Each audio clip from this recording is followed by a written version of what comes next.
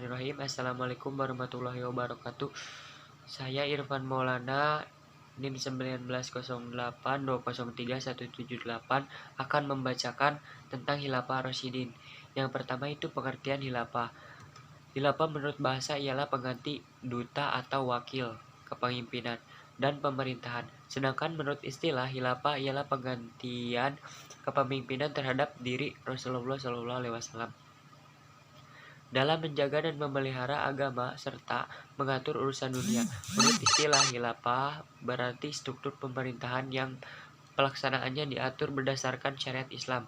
Khilafah juga dapat disebut dengan imamah ujma atau imarah ujma.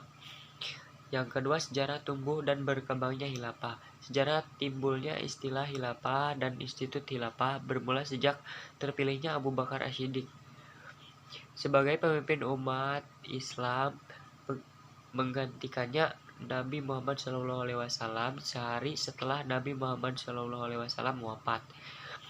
Kemudian berturut-turut terpilih Umar bin Khattab, Utsman bin Affan, dan Ali bin Abi Thalib. Keempat khilafah tersebut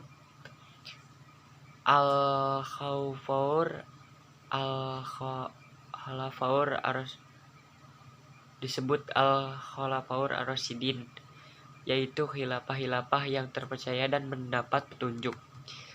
Yang ketiga, tujuan khilafah. Khilafah secara umum mempunyai tujuan untuk memelihara agama Islam dan mengatur terselenggaranya urusan umat manusia agar tercapai kesejahteraan dunia dan akhirat sesuai dengan ajaran Allah Subhanahu wa taala. Namun demikian, di antara tujuan khilafah secara spesifik adalah melanjutkan kepemimpinan agama Islam setelah wafatnya Rasulullah SAW. Yang kedua, untuk mencapai kebahagiaan lahir dan batin yang dilengkapi aparat-aparat pemerintahan. Yang ketiga, untuk menjaga stabilitas negara dan kehormatan agama. Yang keempat, untuk membentuk suatu masyarakat yang hidupnya makmur, sejahtera, dan keadilan, serta mendapat ampunan dari Rasulullah SAW. Demikian, wabillahi taufiq wal hidayah. Wassalamualaikum warahmatullahi wabarakatuh. B. Pemikiran Abu Bakar As-Siddiq. Abu Bakar merupakan sahabat dari Rasulullah. Beliau dilahirkan pada tahun 573 Masehi. Beliau menghabiskan waktunya sejak berumur 63 tahun untuk menemani Rasulullah. Karena kesetiaannya itulah beliau ditunjuk sebagai khalifah pengganti Rasulullah. Berikut prestasi beliau di bidang ekonomi.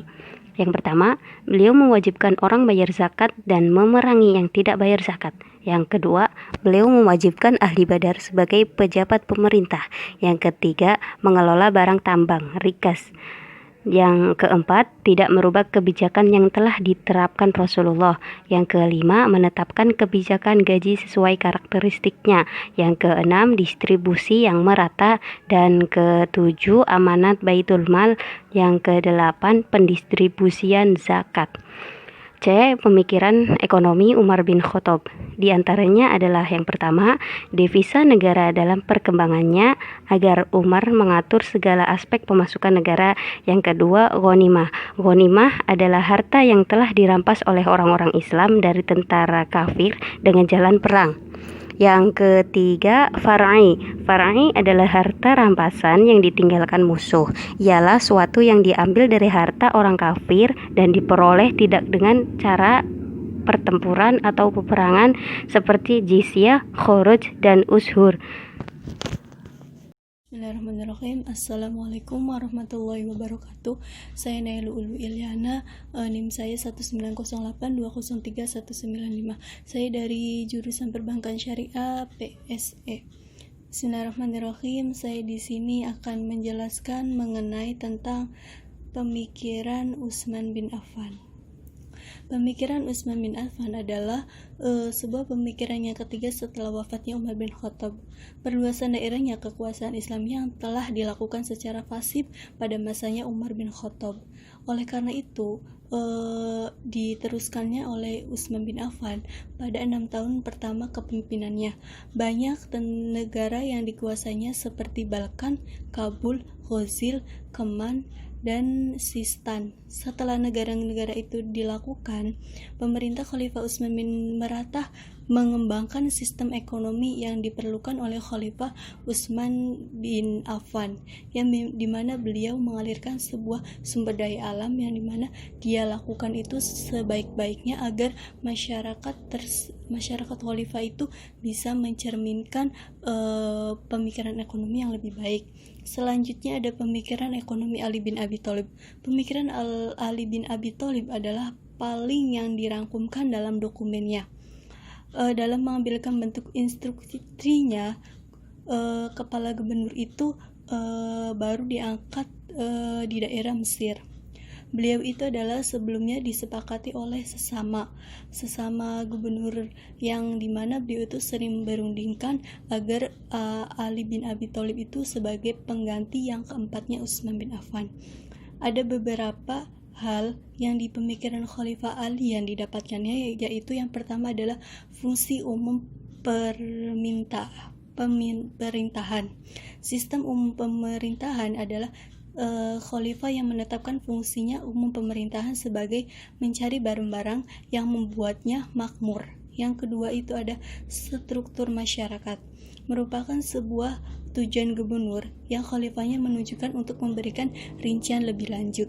Yang ketiga itu ada tentara dan rakyat, di mana tentara adalah benteng rakyat yang alatnya mendamaikan, yang tampaknya rakyat tidak bisa eksis. Sementara tentara hanya di sekolah adanya dipatokan oleh Allah untuk mendapatkan rakyat. Yang keempat itu ada hakim, ketua yang tidak dapat eksis tanpa hakim. Eksekutif sekretaris itu mengeluarkan penilaian tentang kontrak yang merupakan pendapatan pergantungan hal-hal yang diumumkannya. Yang keempat itu ada perdagangan dan industri, yaitu sebagaimana tidak adanya kecualian, perdagangan dan pekerjaan instruksi hanya menyediakan kebutuhan dalam sehari-harinya. Yang keempat itu ada yang miskin dan yang membutuhkan, di mana perekonomian pasti orang miskin itu membutuhkan perekonomian yang lebih lanjut agar kebutuhannya bisa mencerminkan kebutuhan yang lebih baik dalam sehari-harinya. Yang ketujuh itu ada pertanian, di mana pertanian itu sektor pertanian menyatakan bahwa kemakmuran bergantung pada kemakmuran sektor, yang dimana pertanian juga agar bisa mengembangkan masyarakat yang memiliki pesawahan tersebut lebih maju dan lebih makmur dalam pertaniannya. Yang ke-8 itu ada perdagangan industri, yang dimana perdagangan itu dimakmurkan oleh seluruh rakyat agar perdagangan itu bisa memerintahkan peraturan-peraturan yang diolehkan oleh Ali bin Abi Thalib. Yang ke-9 itu ada sektor layanan sipil, yang dimana itu adalah perdagangan khalifah yang didampakkan oleh hakim, pejabat, dan eksekutif dan lembaga ulama. Yang ke-10 itu ada kemakmuran rakyat, yang dimana dalam perdagangan khalifah keempat Ali bergantung pada 3 masalah utama: nilai-nilai moral, pembangunan ekonomi, dan distribusi sumber daya ekonomi. Yang ke-11 itu ada distribusi sumber daya ekonomi dan adil, juga sangat penting dalam proses pembangunan ekonomi. Untuk khalifah keempat adalah untuk khalifah pada umumnya tidak terbatas pada perdagangannya, produksinya, tetapi juga akan ekstend pada pencakup distribusi nilai produksi diantaranya populasi, dan agar masyarakat itu mencerminkan nama baik dalam distribusinya dan bisa menghalalkan semua pekerjaannya. Mungkin cukup sekian dari saya, kurang lebihnya mohon maaf. Wassalamualaikum warahmatullahi wabarakatuh.